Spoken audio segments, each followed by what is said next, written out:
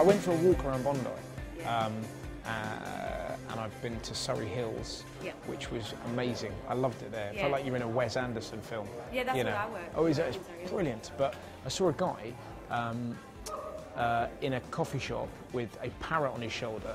I know that guy. So he's called Pierre. I know this now.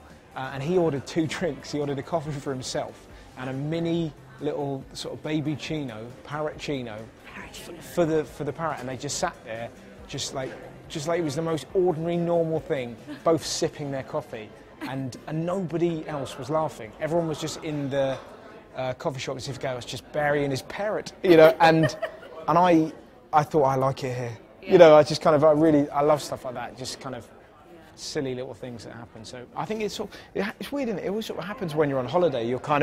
Your powers of observation are so heightened because you're on your own and you're just looking around, and you kind of, because this is such a beautiful place, you're just kind of like constantly gawping at sort of women and buildings. Yeah, right. You know. Now, so you're back on Good News. Yes. Over there. So you'll be taking a break to come over here for this? No. I do Good News for 20 weeks of the year, and this is a sort of, we're starting again in October. So yeah. So. And I just was going to ask, you know, are there any, when you guys are sort of developing the show for the day, or you know, are there any events that are a no-go zone? Is there anything that you go? Not really. No, we can, because the format of our show, we kind of, as well as doing jokes, we sort of comment on the way that the news is presented. So, like there was a big thing that we did about the tsunami when it happened, which you ordinarily think, oh, there's no comedy there, but Sky News on telly coming up later, live footage of the tsunami, and they rolled it into an advert of windsurfing in the Caribbean. So it was that thing of going, we're able to present it in that kind of, have a look at this. So we sort of try to do that really when there's a big serious thing, see if we can find something that is interesting or funny about a big story or a terrible story, you know. Yeah. You know, so like the phone hacking was a huge thing in England, and we basically played all the messages that my brother had been leaving on my phone in the attempt, because he thought hopefully that I'm getting hacked. So he was claiming that I was doing sexual things to animals and all that. So there's always a way of trying to find funny things in it. So that's kind of what we try and do, because there's a lot of like old school kind of satirical programs in England that are kind of, you know, the same old tired gags you've heard, like who's Prince Harry's real dad, blah blah blah. You know, you just hold, and it gets that kind of whoa, whoa, whoa, laugh. But we kind of try and do something that is a bit more kind of imaginative, really. It's just a silly show about the news. That's kind of it. Yeah. What do you guys make of the news of the world? Well, it's appalling. It's just kind of, you know, just a really awful thing.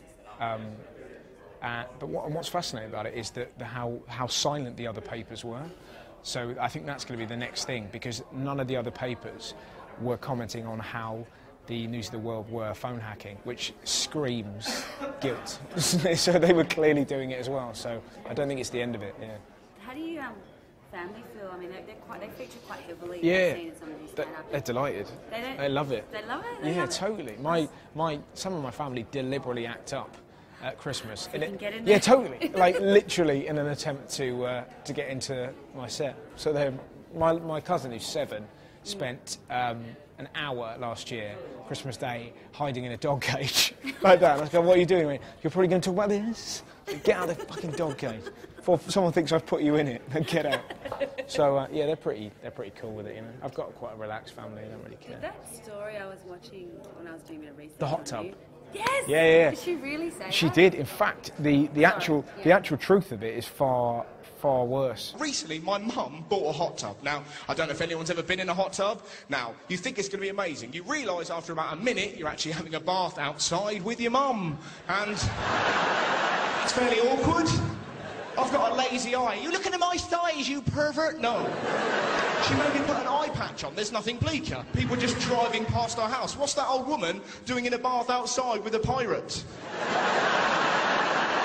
It got weirder. My dad jumped in, my brother jumped in, my sister jumped in, and 2 of our family dogs leapt in, right? We're all around the edge, really British, going, this is weird, this is weird, this is weird. The dogs are in the middle, having the time of their life. This is incredible. This is better than that dream I had about playing snooker like the photo suggests.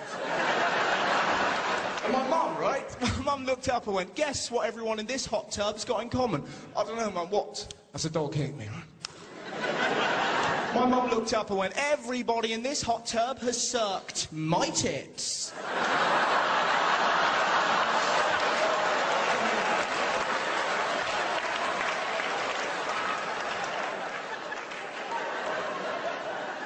There's 2 dogs in here, Mum. Is that why Dad dresses up as Lassie? We all jumped out. She was left in there giggling her little arse off.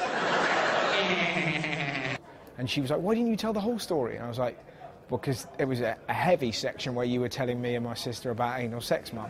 And I'm not telling anyone. But, You just yeah. did.